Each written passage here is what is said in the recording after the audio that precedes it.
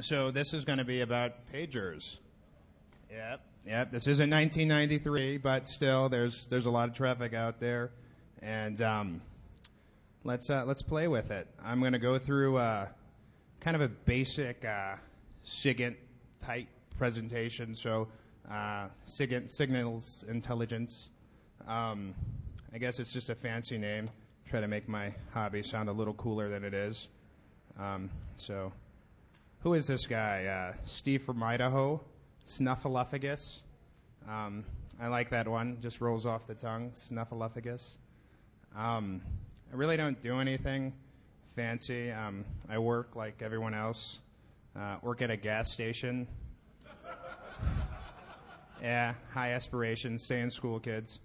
I like electronics. They're cool. I think we all do.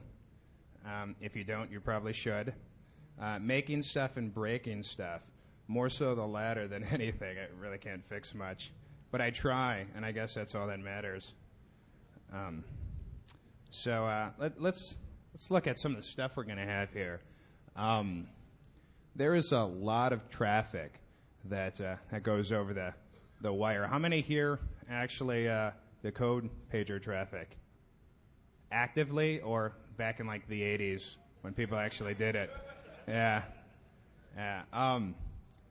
Was there anything interesting back then? Just to raise your hands. Yes. No hands. Oh, couple. So there was some interesting stuff. There's still some now. It's really very, very niche market. But I mean, some of these abbreviations, it's not a bad niche. We got DHS, Department of Homeland Security. They like to send situational awareness things. Department of Transportation, Bureau of Prisons, Department of Corrections. The sporting thing, I was actually playing with some radio stuff during the U.S. Open. That's how I found out Tiger Woods won. So I thought that was kind of neat. Any golfers in here? No? Okay. Hospital stuff. It's actually kind of criminal how much hospital data goes over there. Patient, physician, and then symptoms. I don't know about you guys. That's probably not good if I'm calling because I have a urinary tract infection. I don't want some weirdo in his garage to know that I have a urinary tract infection, then have my phone number so that he could call me and say, so does it pee when you burn? Yeah. Who is this? Teleconferences. Yeah. That's slam. His mom gave me the clap. So teleconferences. I'm sorry if I'm crude. I'm very nervous right now. It's my first conference, first time speaking. Yeah. Give me singles and maybe I'll get naked. Well, maybe not. But teleconferences. So, what's that mean? Teleconferences? But yeah, telefreak.org. No, it is. There'll be issues, and people need to solve issues. So they have a teleconference. Yeah, go figure. Solve issues. What a novel concept. So you call in, and if you were to call in, you would hear them troubleshooting whatever it is they're troubleshooting, and it's amazing because you could chime in, say, "Yeah, I'm Rick from security." "Oh, hey Rick, what's going on?" "Nothing. So I need remote access to help update," and they'll shoot it to you. I mean, it's amazing. Once again, don't do that because that's probably not a smart idea, but it's possible, and it's probably not a good idea. Emails, all kinds. First off, you shouldn't be doing this. It's illegal to monitor common carrier pager traffic, but it's illegal, according to the ECPA, to monitor non-common carrier pager stuff. So for the purpose of this presentation, all the data is, of course, non-common carrier frequency captures. So keep that in mind. All right. It's been a long time since any of us, have thought or used a pager. So let's talk a little bit about it. So cap codes, that is essential in the analysis to find out, who it is, where it's coming from. It's like, I think, 8 or 7 characters. in the United States, the stuff that I'm seeing, and even in other countries, is mostly POC, and flex.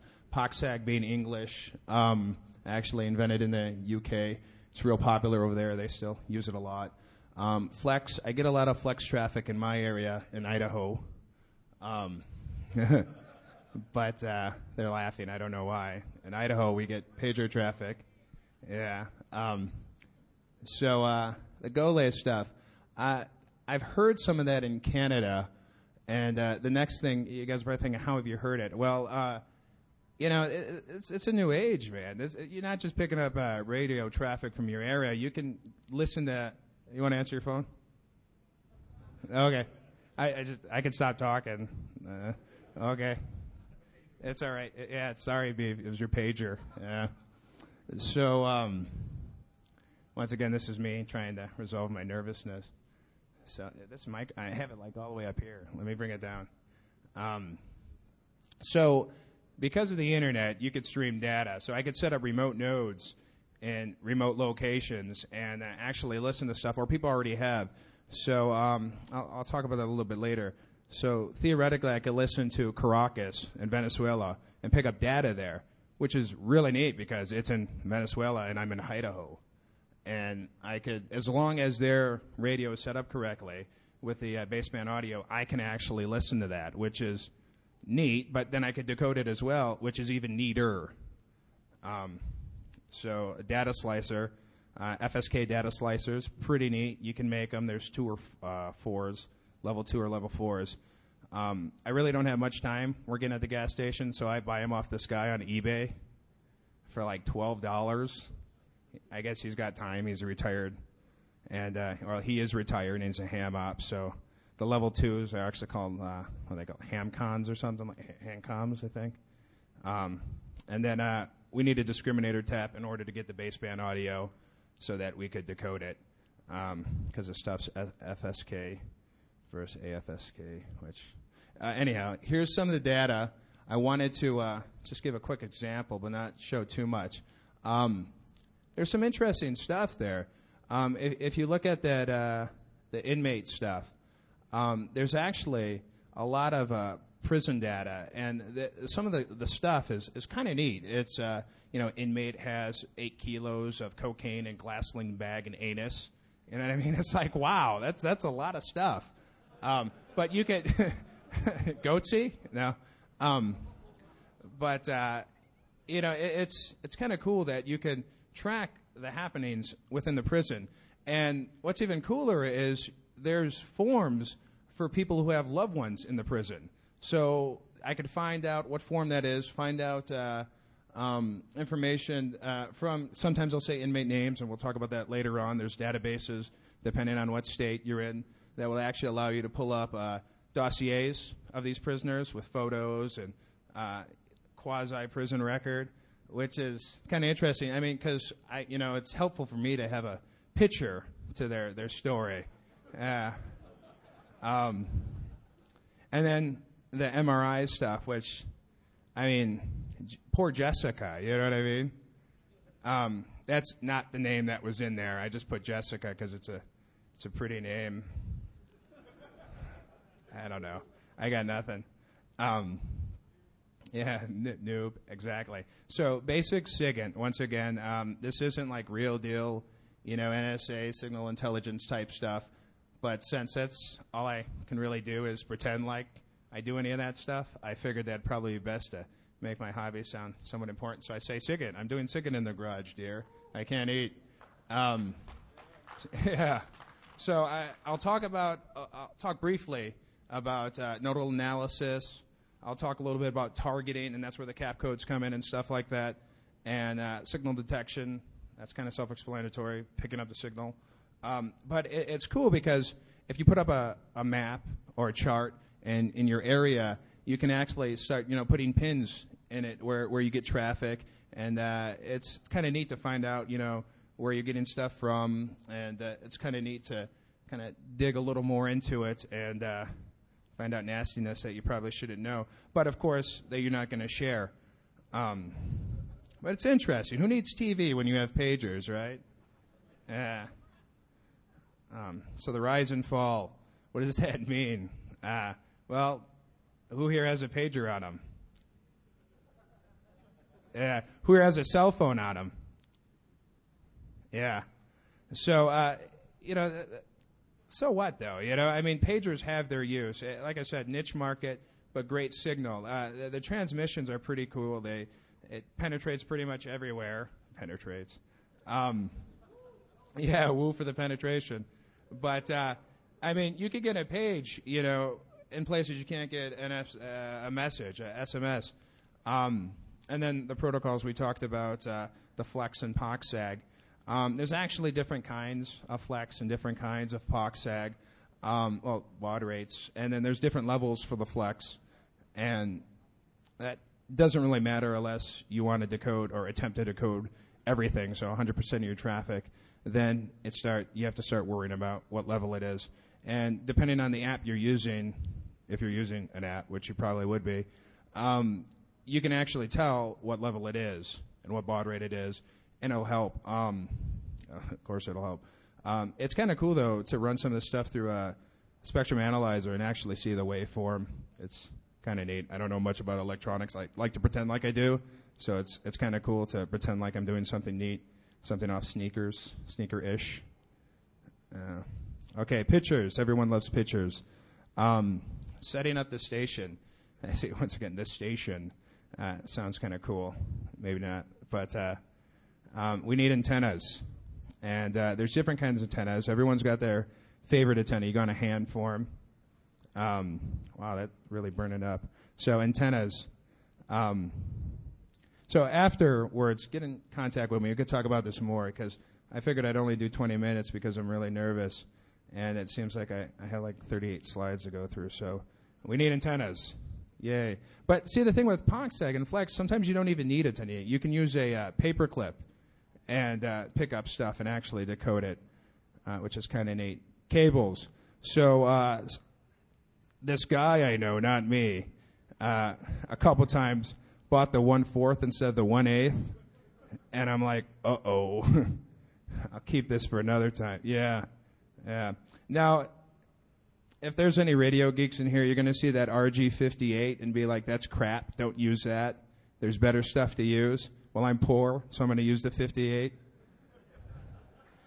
And the serial cables. Yeah.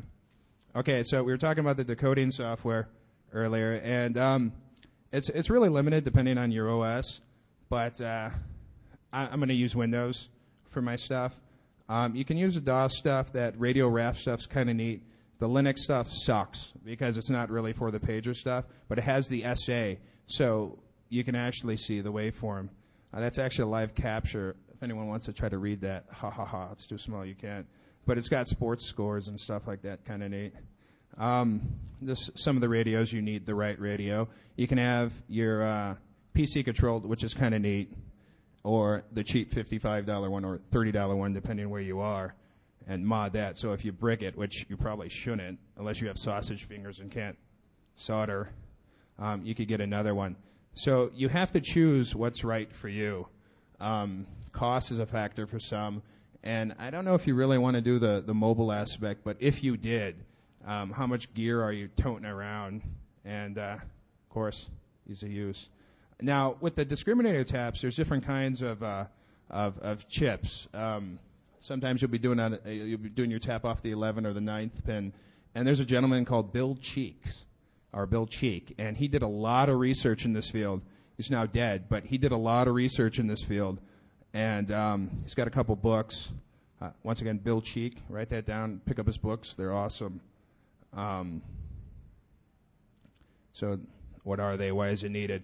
Well, when you're doing this, when you're doing the decoding, you need the baseband audio. So you need to tap off before it goes, because it's a raw signal, so before it goes to the discriminator circuitry. Finding it, you can tell because Bill Cheek did a lot of research, and he says what pins are good and what pins are not. But actually, if you go to the chip, you could read that off. Well, I don't think you can read that off. But if you get the marking on the IC, you could find out what's the discriminator chip and what's not. So I'm going to have to peel through this stuff. Here's some pictures of level 2 and level 4 FSK data slicer, once again, eBay. Here's the schematics. They're all over the internet. Radio Reference has those pictures on there. A bunch of geeks on there. Ethics. Don't be a dumbass. I mean, there's some information you're going to see on there that you probably shouldn't be seeing. And it's kind of hypocritical to say don't do it, and this is how you do it. But, you know, I didn't tell you to do it. All right, okay, 5 minutes. I'm going to share some of this with you guys. That's just an idea of what you're listening for, because as you scan through, it's kind of nice to be able to hear that and distinguish what that is. Some of you guys are probably, but it's really not that bad. So using the band scope. This is the ULS database, the FCC. It'll actually show who holds licenses for that freak. Now, I really don't use this, but some people do, or you can or should if you're looking for a freak, because this is the place that, you know, would have the information. But when I do my SIGINT and stuff, I like to hunt, you know what I mean? So I'll go through the spectrum and hunt. But if you want to, you advanced search, and then the type of traffic, and then it'll show licensees and stuff like that. Ooh, that's sexy. Look at the band scope. That's showing activity. So when I'm scanning through, I'll look for the peaks and stuff like that. What's that? That's actually the PCR 1000. That's the interface for it. So the icon, PCR 1000, black box technology. Really? Well, it actually has it in there already. Yeah, it says on the back there's a packet port.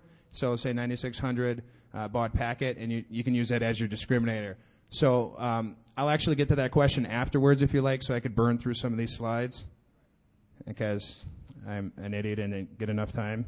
So that's what it looks like when you're not doing stuff right.